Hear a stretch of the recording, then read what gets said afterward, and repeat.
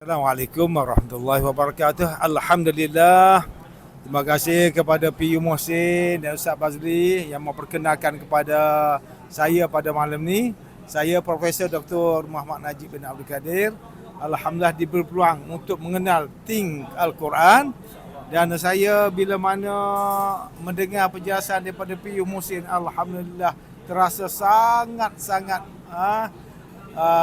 teruja dan terkesima untuk menyertai. Kerana apa? Masya Allah, sebenarnya ramai daripada kalangan kita baca Quran tetapi tidak dapat memahami.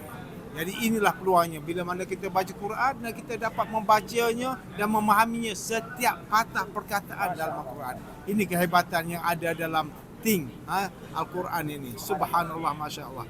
Dan ianya juga memberi peluang kepada kita semua, terutamanya asatizah. Rebutlah peluang. Kerana apa? Ini di antara pintu-pintu rezeki kepada kita juga semuanya. Jadi rebutlah peluang. Jom bersama dengan saya, Profesor Dr. Najib. InsyaAllah ini sebenarnya saham dunia dan akhirat. Itu yang kita pentingnya. Kerana apa?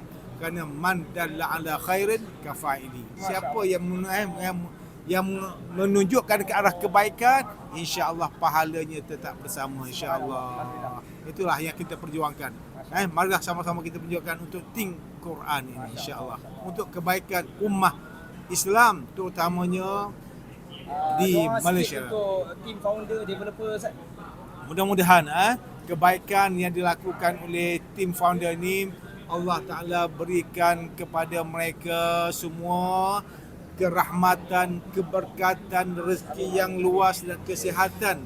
Kerana apa? Mereka ni memberi peluang kepada kita dengan rezeki-rezeki mereka ni. Mereka tidak kedekut, mereka tidak bakhil, mereka bersama memberi rezeki mereka bersama dengan kita.